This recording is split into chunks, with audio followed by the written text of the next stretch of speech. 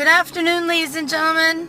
Well, if you're in Virginia and you're headed to 288 towards Midlothian, I've got some bad news. You're going to have a bad time.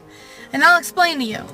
There is a wildfire going on, and a good little chunk of it. You would have to be rerouted, to Courthouse Road. Good luck to you.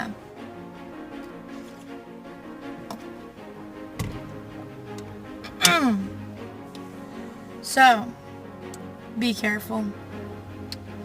Don't lose your patience. Honestly, it only sets you back by, if everyone behaves themselves, 2 minutes. At most. 2 minutes. So, be patient. It'll be alright. You'll get through it. So, oh man, my hands hurt.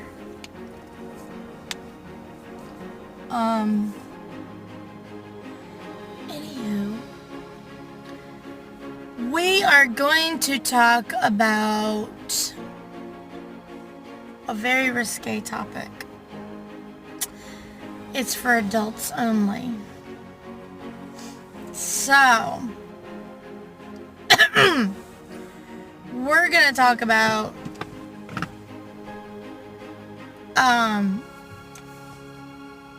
lust. So, we all get to that point where we really got that itch that needs to be scratched. Well, everyone gets that. And if you don't, you might want to go to a doctor. Or, if you're quite happy with it, don't worry about it. A lot of people treat sex like it's something to do, something fun. Like, ooh, maybe if I do it with that person, it'll be fun. Maybe I'm missing out with this. Maybe I'm missing out with that person. I should get, well, you know what? Sex is more than just feeling good. It is it should be a very personal thing. In fact, the word casual should not go with the word sex. A lot of people like to say, oh, it's just casual sex. There's nothing casual about sex. You're exchanging bodily fluids. You're exchanging basically space. You're exchanging energies. You're exchanging a lot. You're exchanging touches and everything. For some people like me, it's a very sacred and the utmost highest form of saying I love you. To me. That's what sex is to me. It's the most highest and most sacred way that I can say I love you to somebody. And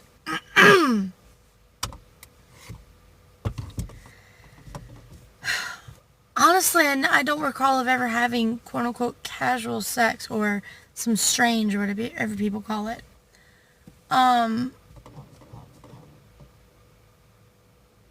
Never.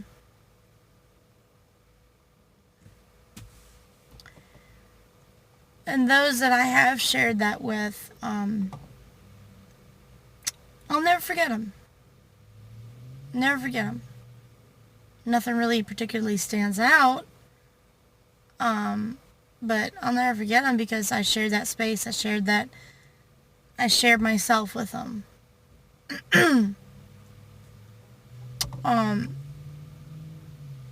When it comes to what I have with my husband, it's bliss. Amazing. He knows what I want when I want it and how I want it, and I the same. We have allowed ourselves to open up and know each other to that level, and he was perfectly fine in the beginning of us dating, of waiting. We waited for about a couple months. After month one, we kind of like started saying I love you. We took our time.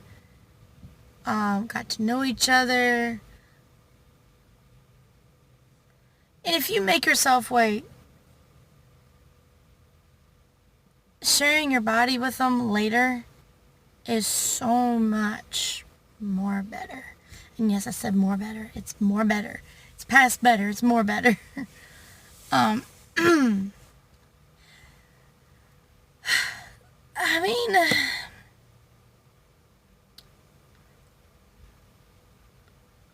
it's good to get to know them before you just go, let's do it. Let's get nasty. No. It's better to wait. Treat yourself and other people and that action sacred. Treat it with respect. Treat it with love. Because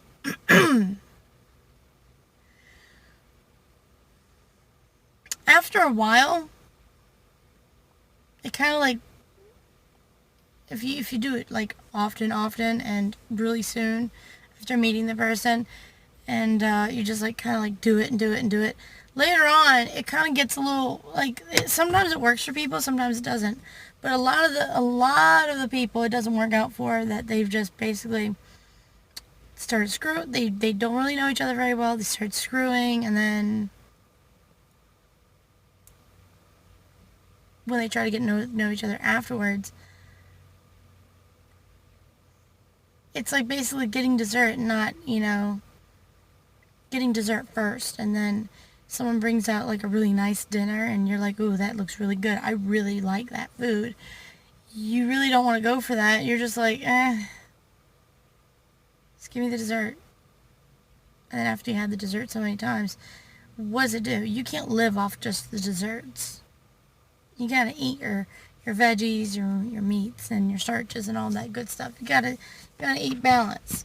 So you gotta treat your relationships like that too. If you're hasty with just, plugging yourselves together, it's gonna lose the spark. Get it? Like, hi, my name's so-and-so. Oh, your name's so-and-so? Hey, you want to screw? That's not how relationships work, and that's not how they're gonna last. A relationship lasts when you invest in time. You invest in communication, and no lies, no games. Whoever thought about the whole fucking, I'm sorry to cuss, I do apologize for that. Whoever thought about the darn intrigue and toying with people and playing with people belongs in relationships really didn't have a good relationship. Yeah. They didn't have a good relationship. Whoever thought, hey, let me joke around and mess with this person and waste their time while they pour their heart and soul on me and just play with them. Whoever thought of that really had a problem. A mental issue, if you ask me.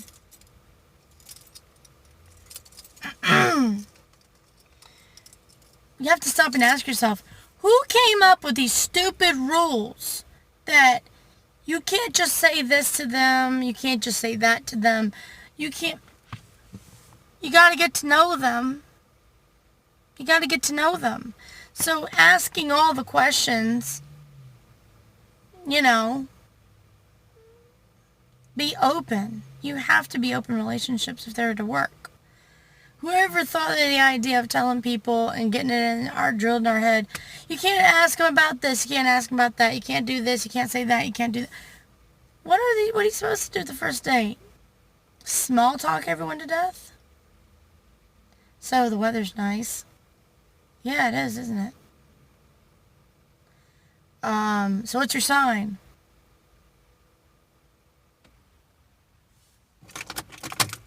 A Taurus. What's yours? So, you have to be open. You have to be honest. And if you want to text them. Be that first phone call. It's like a job. You want the job. Call and check up on the application. Why is it we're professional about job interviews and getting a job but we're not professional when it comes to dating? It's good to do a follow-up. Hey, I had so much fun last time we were out. Would you like to go out another time?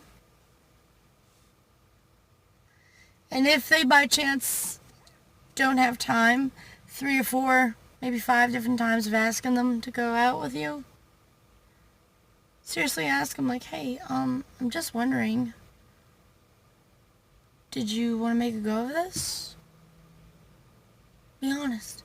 Be blunt.